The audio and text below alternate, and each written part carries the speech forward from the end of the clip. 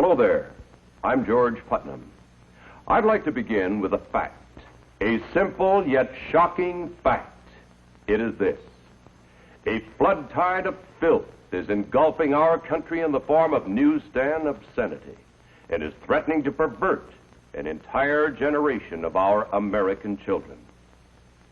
We know that once a person is perverted, it is practically impossible for that person to adjust to normal attitudes in regard to sex. Yet much of this material has been described as an illustrated, detailed course in perversion, abnormal sex, crime, and violence.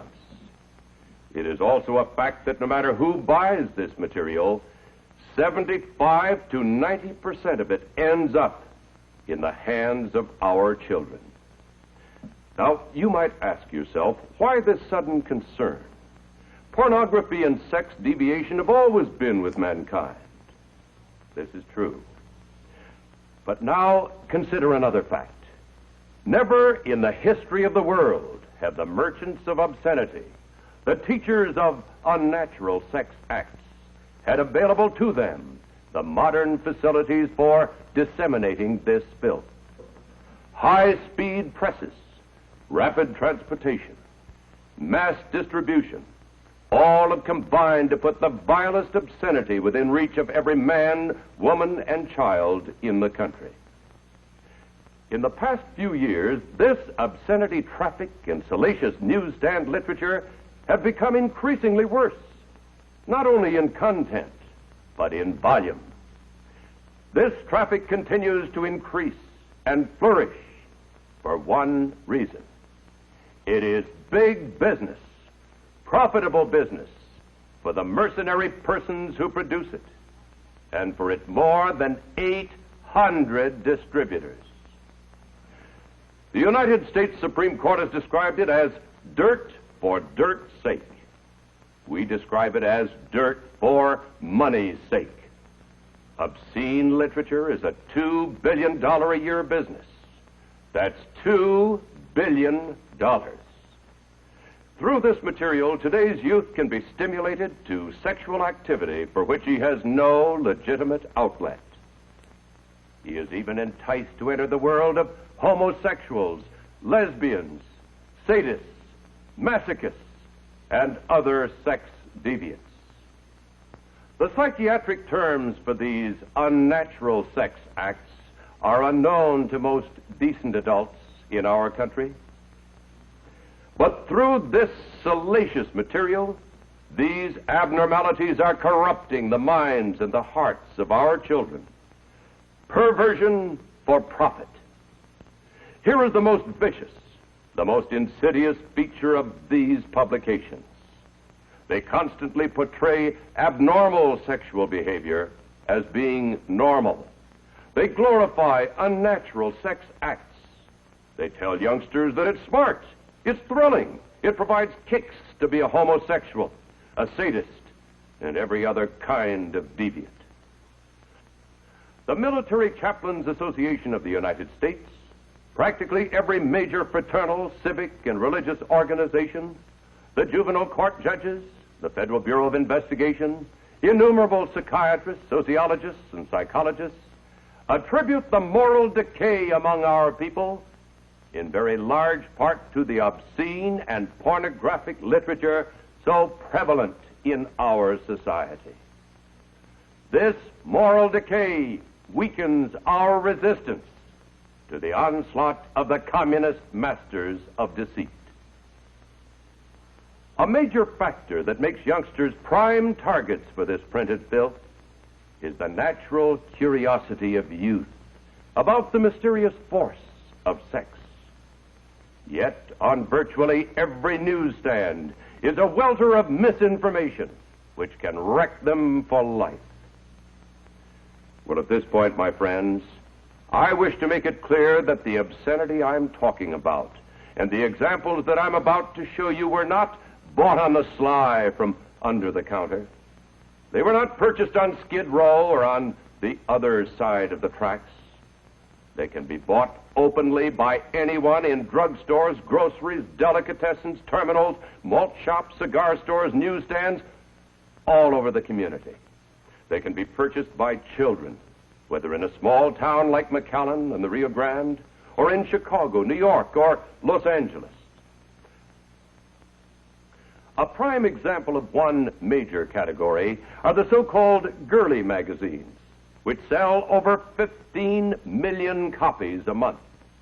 These highly colorful magazines picture stark nudity on slick paper.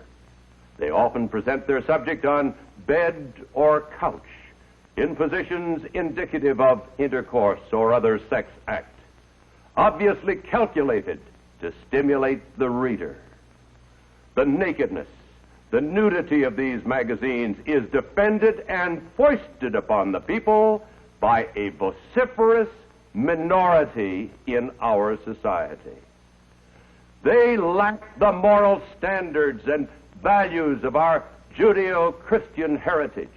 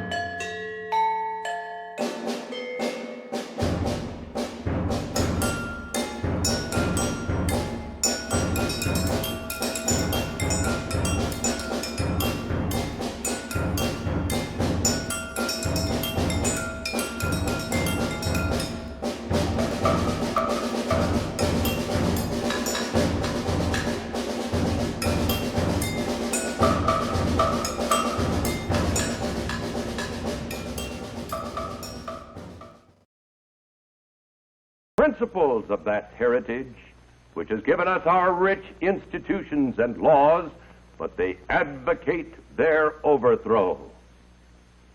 For the sake of decency in this film, we have partially covered the pictures and disguised the identity of the models. But actually, these magazines not only display complete nudity, but they do so in a perverted manner. Such as this appeal to the sodomist. Such as these shots, which are typical of the preoccupation with the female breast, to a point that it has become a fetish. And this one, with its overtones of bestiality, and with lesbian implications. Another important problem common to these publications is the dwelling upon teenage participation in wild, flagrant abuses of the God-given gift of sex.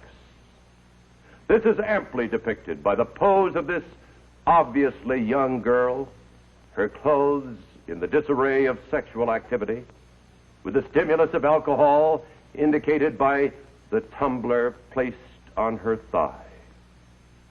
And again, the breast fetish. Note the sensual expression alluded to by Dr. Sorokin, the renowned Harvard sociologist, as being the hallmark of so much of contemporary photography. And then we come to nudist magazines. If they were printed only for the nudist cult, they would never exist. Their circulation would not support the cost of printing. These total exposures are not of nudists in some instances, but rather of paid professional models. Group exposure is a hallmark of these cultists. However, it's been well stated that very few blind people join the nudist colonies. This mixture of male and female with total anatomical detail is typical of these magazines. A young boy in Philadelphia raped and killed a 5-year-old girl. And while he was testifying that he had been stimulated to this heinous crime by reading a nudist magazine, a federal court judge in Washington was granting to that very same publication a second-class mailing permit. And then we come to a terribly sad indictment of our society. the so-called physique group of publications. These magazines with a homosexual viewpoint and poses are often not understood by many youngsters who take them as instruction of body development. But psychiatrists believe that prolonged exposure of even the normal male adult to this type of publication, though he may not be aware of its true nature, will nevertheless pervert. Think then of the consequences to the inexperienced youth who, in purchasing and studying this material, becomes a pawn for these misfits, these homosexuals who have a slogan that betrays the evil of the breed. Today's conquest, they say, is tomorrow's competition. See the tender age at which homosexuals prefer their conquests. Look here at the young face and bright smile which could be the hope of the world. But in the other half of the picture is revealed the seduction of the innocent. Look at this poor young lad, but when looking, think of the others who might follow his perfidious footsteps when photos like these are available at the corner news rack. And so it goes, countless poses, still pictures, slides, movies, all with the same content, and more of the same. This picture is not one typical of the physique magazines. It approaches another class of magazines dealing with transvestites, wherein the wearing of female garments is that which provides sex gratification for the participant. This picture, of course, merely confesses on the cover of the magazine the charges we have made. In this ad, the titles of the magazines and their table of contents speak more eloquently than I of the tremendous problem here presented. Sexual sadism, strange flagellation cults, erotic confessions of a sadist. What is fetishism? The pleasure of pain, the worship of the whip, sexual problems of a masochist, how to buy a whipping, famous transvestites. Are cross-dressers afraid of sex? These titles lead us to an even more bizarre but nevertheless common product of our news racks. The composite picture here speaks for itself. This type of aberration is usually depicted by showing several persons, one of whom is dominant, and binding or inflicting pain upon the other. And thus the grotesque costuming and the significance of the extreme spiked heel and the tight boot, the riding crop, the burning cigarette, rubber and leather garments, and all the rest. And here again, an appeal to the sodomist with a play upon the buttocks, the laced leather garment. This picture hints at the common idea of bestiality. Dr. Sorokin, the renowned sociologist at Harvard, says that today the newsstands, quote, depict the world as a sort of human zoo inhabited by raped, mutilated, and murdered females, and by he-males outmatching in bestiality cavemen and outlusting the lustiest of animals. Male and female alike are hardened in cynical contempt of human life and values, unquote. Malisa, donna mattina, una decina del pimentar, senza corne la luzzia, il menuetto, chi la polia, chi la levata, parla. La Malisa, donna mattina, una decina del pimentar, una decina del pimentar, una decina del pimentar, del pimentar.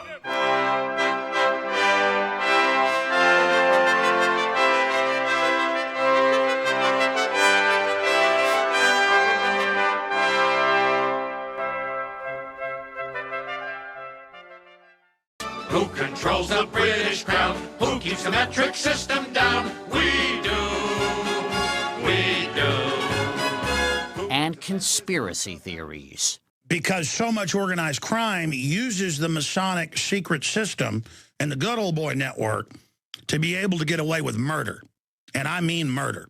Welcome to the world of Freemasonry. True or false, the Masons are a secret society.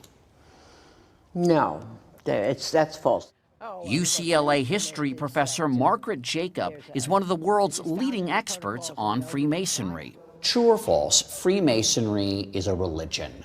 No, it's false.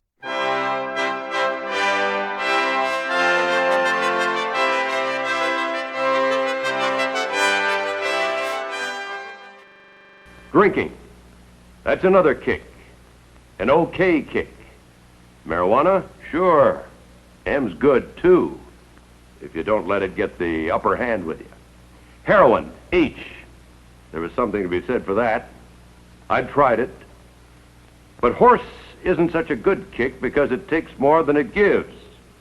And before long, you use it and you don't get any kick. There were others. Rape. That was a kick that I'd tried a couple times. It makes you feel real big to grab a girl, rip her clothes off, and take her. The way I figure it, you get kicks from what you do to other people. If you take something from a girl that she values, you've gained something. Or at least that's the way I look at it. I'm brainier than a lot of gang guys. I spend a lot of time thinking. Maybe I should have been a professor.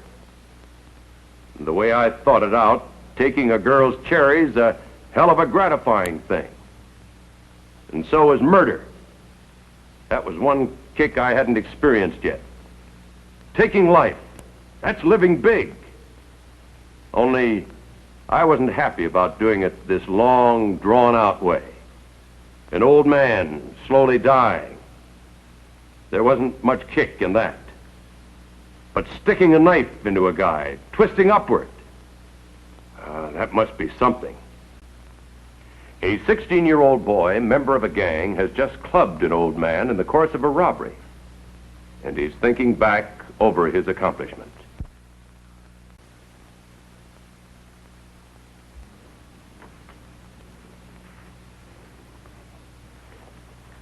This is a book typical of many. It is called Sex Jungle. I would like to read you a passage from this book, not because it is particularly obscene, but because it portrays a philosophy that is aimed at our young people. This philosophy is not just in this book, but through all of this material. Nothing is left to the imagination.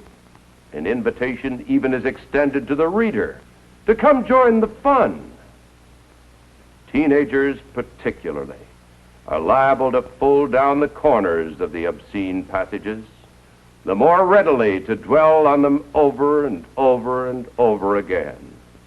And the teenager soon gets to recognize the publishers of the worst material and seeks out their products. In page after page of these so-called novels, sex organs, positions of intercourse, abnormal sex practices of every kind are described with intimate physical detail. And thus, newsstand publications create a market for illustrated, hardcore pornography. After these displays, you probably think that there couldn't be anything worse. But perhaps the most insidious single group of publications is the cheap pocketbook. In these, as well as in all the other groups of magazines, the rawest materials can be ordered through the United States mails. The problem is graphically illustrated by these advertisements, all of which were clipped from this one copy of a single girly magazine. All of you have heard of mail order obscenity until his utter depravity is complete. The insatiable curiosity of youth will cause him to delve deeper and deeper into this grotesque material.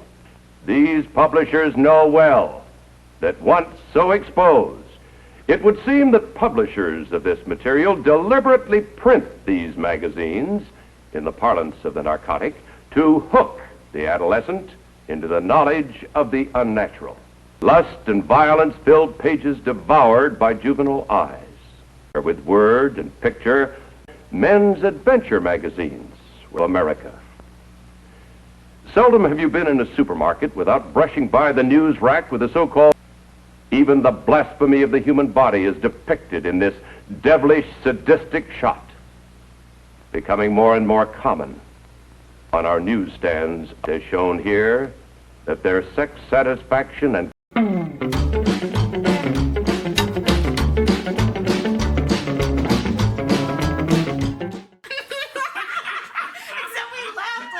gonna have to cut that immediately.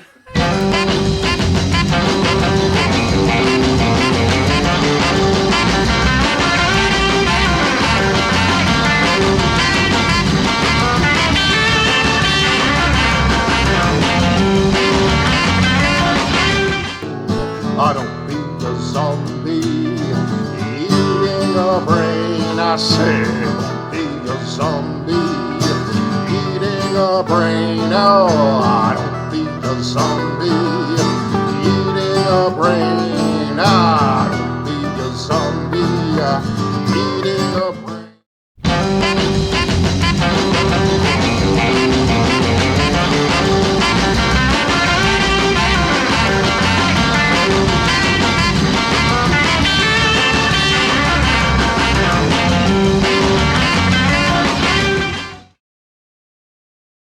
Climax come only in being tortured themselves, of inflicting torture on others.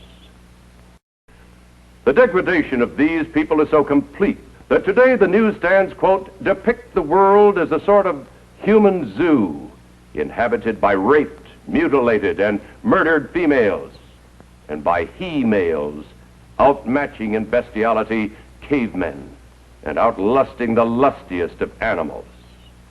Male and female alike are hardened in cynical contempt of human life and values, unquote. This picture hints at the common idea of bestiality.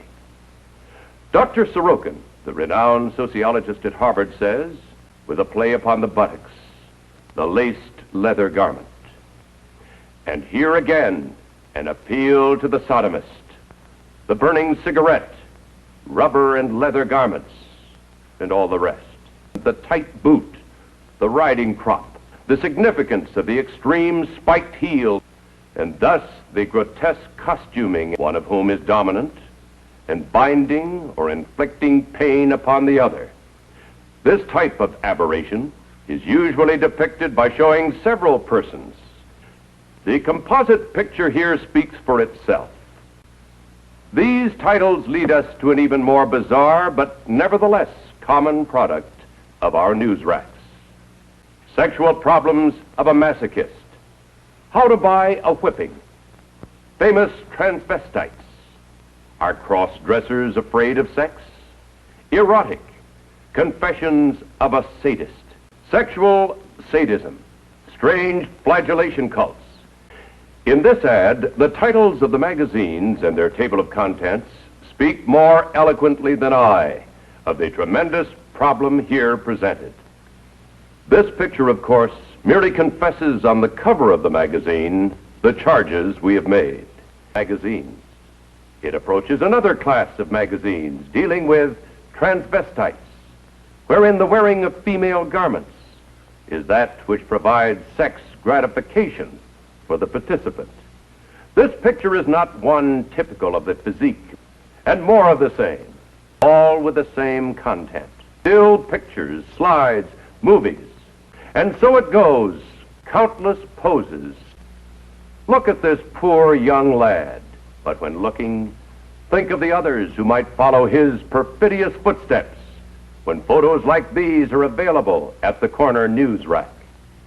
Look here at the young face and bright smile which could be the hope of the world, but in the other half of the picture is revealed the seduction of the innocent, is tomorrow's competition. See the tender age at which homosexuals prefer their conquest breed. Today's conquest, they say, these homosexuals who have a slogan that betrays the evil of the becomes a pawn for these misfits who, in purchasing and studying this material, Think then of the consequences to the inexperienced youth, though he may not be aware of its true nature. But psychiatrists believe that prolonged exposure of even the normal male adult to this type of publication, instruction of body development, are often not understood by many youngsters who take them as these magazines with a homosexual viewpoint and poses. And then we come to a terribly sad indictment of our society, the so-called physique group of publications. A federal court judge in Washington was granting to that very same publication a second-class mailing permit. And while he was testifying that he had been stimulated to this heinous crime by reading a nudist magazine, a young boy in Philadelphia raped and killed a 5-year-old girl. This mixture of male and female with total anatomical detail is typical of these magazines. Very few blind people join the nudist colonies. Group exposure is a hallmark of these cultists. However, it's been well stated that professional models are of paid in some instances, but exposures are not of nudists. These total exposure printing would not support the cost of their circulation. If they were printed only for the nudist cult, they would never exist. And then we come to nudist magazines. Note the sensual expression alluded to by Dr. Sorokin, the renowned Harvard sociologist, as being the hallmark of so much of contemporary photography. And again, the breast fetish, depicted by the pose of this obviously young girl, her clothes in the disarray of sexual activity, with the stimulus of alcohol indicated by the tumbler placed on her thigh.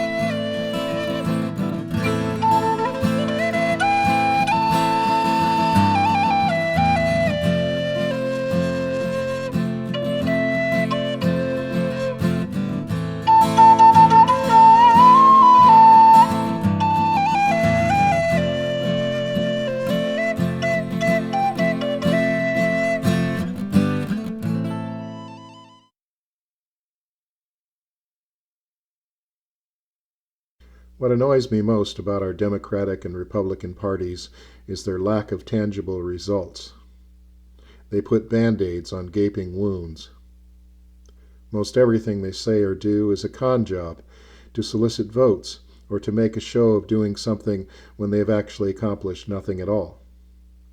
They present programs, policies, and legislation to make some Zippo grand improvement in our lives, and in reality waste billions of dollars and accomplish nothing. This has been going on most of my adult life, for over 50 years. Am I expected not to notice? I say this: you can't make a silk purse from a sow's ear. Over the past decade in particular, our national leaders are so locked into party agendas. Our leaders always want us to believe we can all have silk purses, a chicken in every pot, except for vegetarians. Our national leaders are so locked into party agendas, they are less useful than ever before. The party agendas are party propaganda, both Democrat and Republican, and the result is always the same. We are told the pig we have before us is a silkworm. Our leaders attempt to alter reality by declaring over and over again, "This bloated pig is not really a pig at all. He is a lovely little worm which will provide silky threads for all citizens." This behavior is called truth by proclamation. This kind of truth has little to do with actual truth and nothing to do with improving our lives in any way. Such proclamations are attempts to create an alternate reality in which political leaders are free to pursue whatever agenda makes the most money. That is, makes the most money for themselves and, more importantly, for their campaign contributors. We have the best democracy money can buy. We, the people, 360 million of us, are supposed to get with the program, sign on to the new alternate reality. We are supposed to believe whatever we are told and not have any independent thoughts of our own and make no independent choices and keep our mouths shut when any actual reality comes into conflict with the alternate reality. When there is a heroin epidemic or a homelessness crisis, our leaders would like us to believe those things just snuck up on them. We never saw that coming. Those can't be.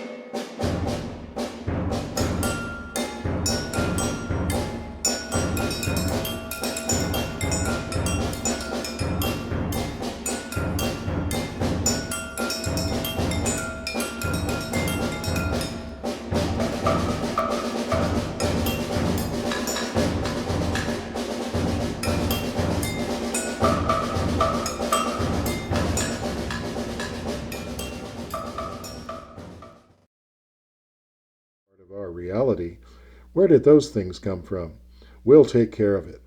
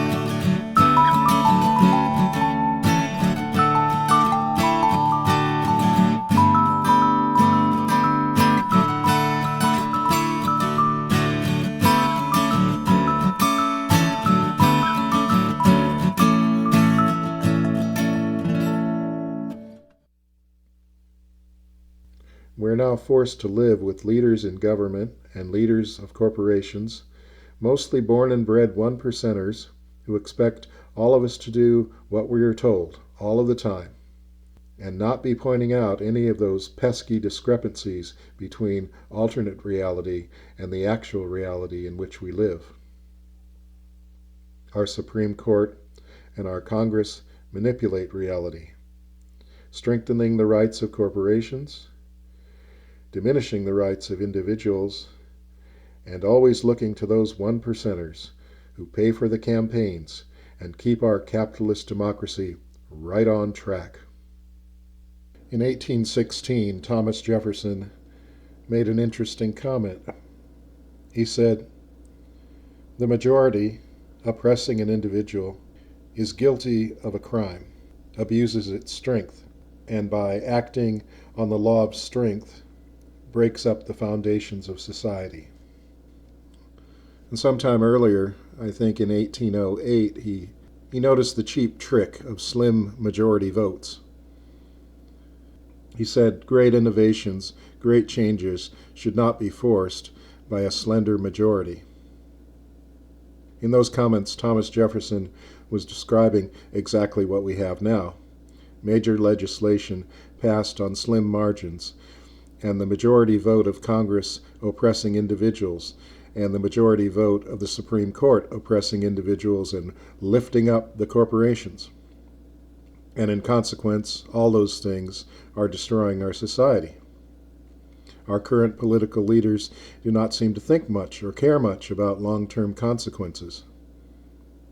The inventors of our democracy believed in the will of the majority, the freely cast votes of the majority. They believed in the will of the majority because they believed well-informed people with good intentions will usually pass laws which benefit the majority of citizens. Well, that kind of democracy is not possible in our current setup, in the setup of alternate realities. The leaders of our political parties and their deep pocket supporters, those are the people who decide what's best for the rest of us. Our ability to be well informed is severely limited by the volume of lies we are told. We have few sources of accurate information. We don't know who to trust. It's almost impossible to know who to trust. On top of this, when we do have elected leaders with good intentions, who honestly want to help, who honestly want to make a difference, those good intentions and all their goodwill find little voice in the rigged system. They are pushed around by the leaders of their political parties. And if they ignore the demands of those leaders, well, they aren't going to have much chance for re-election.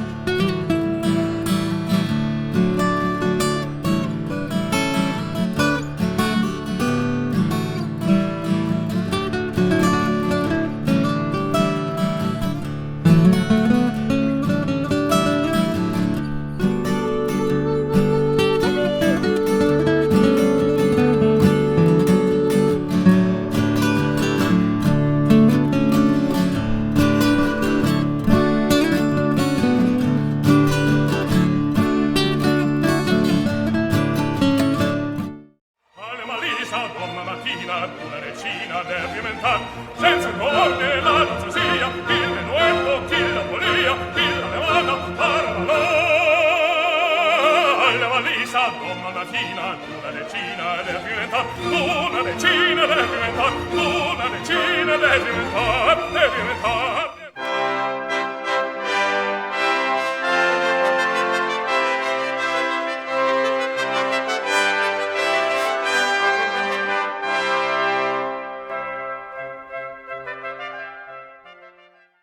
Who controls the British crown? Who keeps the metric system down? We do.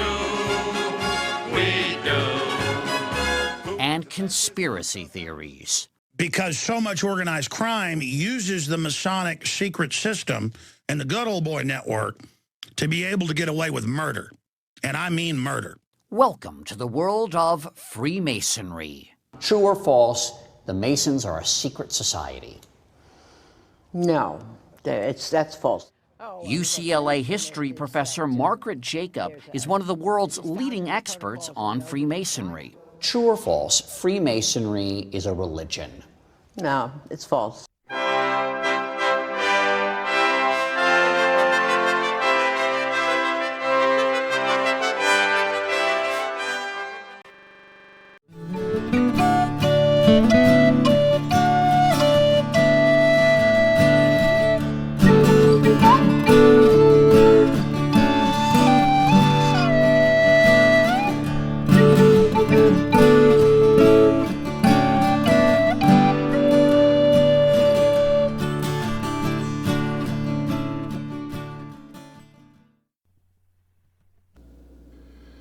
In my TV programs, I talk a lot about one percenters, those ultra-wealthy billionaires, either born into wealth or made rich by their own genius, by their own hard work.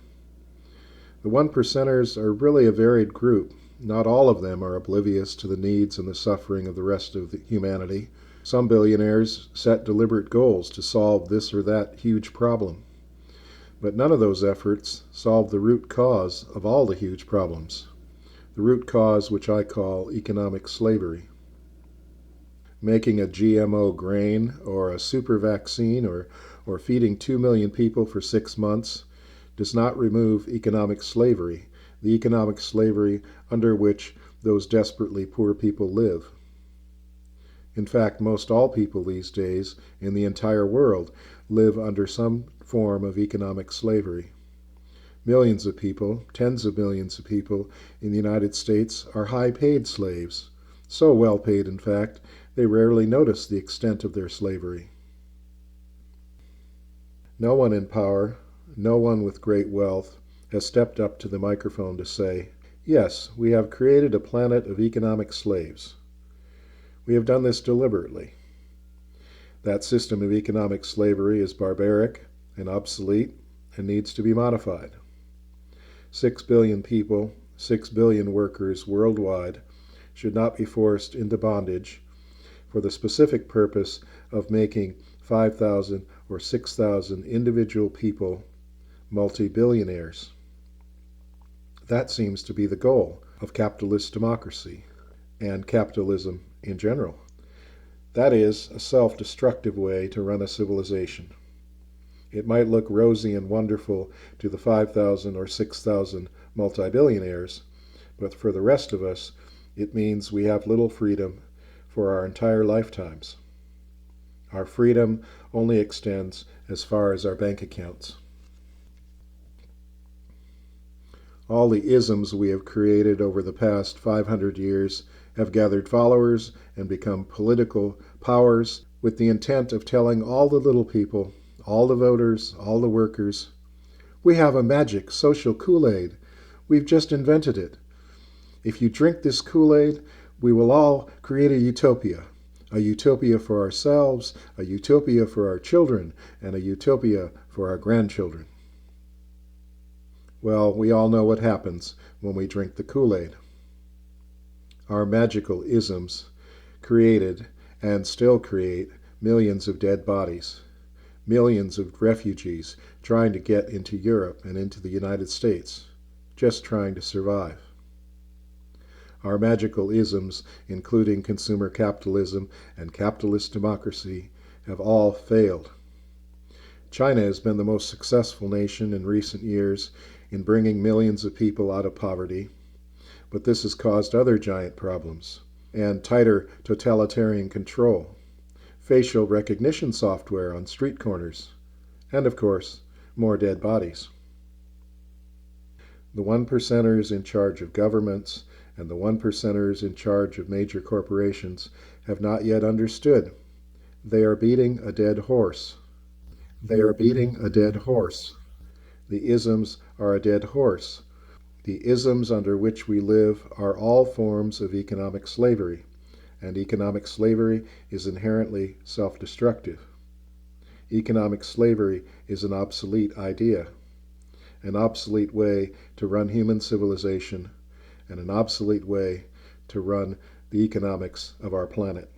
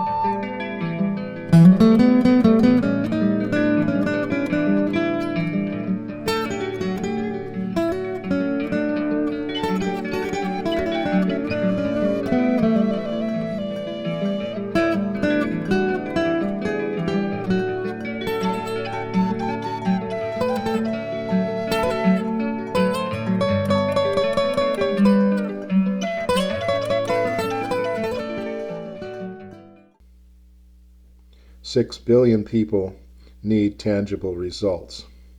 Results which will last 1,000 years, not for a few hundred years, 1,000 years. And the goal of our civilization needs to be larger than the creation of 5,000 or 6,000 new, shiny multi-billionaires. That goal leads to complete economic collapse in the lives of most people. You're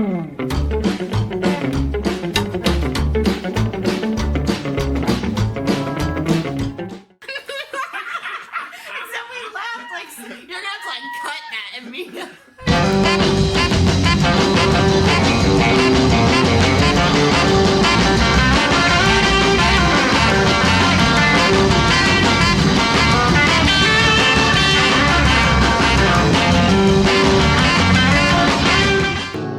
I don't be a zombie eating a brain. I say, don't be a zombie eating a brain. Oh, I don't be a zombie eating a brain. I don't be a zombie eating a brain.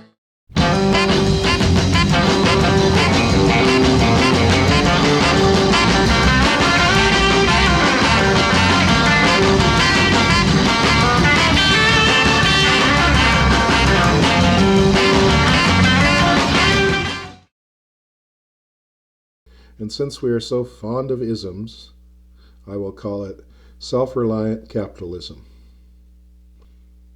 Let's imagine a new way of creating and distributing everything we need.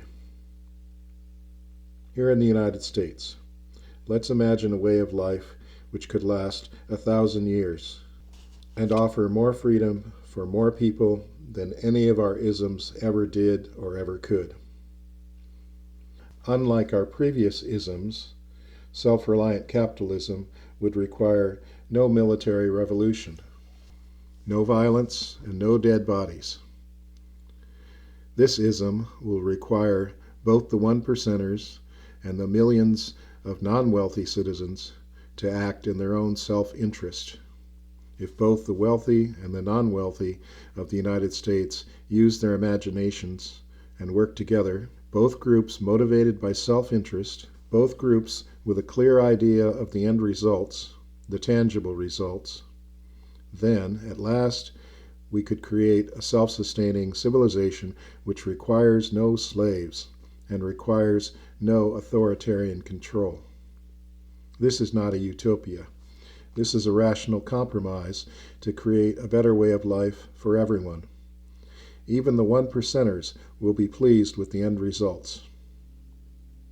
Self-reliant capitalism would require the one percenters to stop investing in multinational corporations, to stop investing billions into plans for world domination and world economic control over whatever product or service they deliver.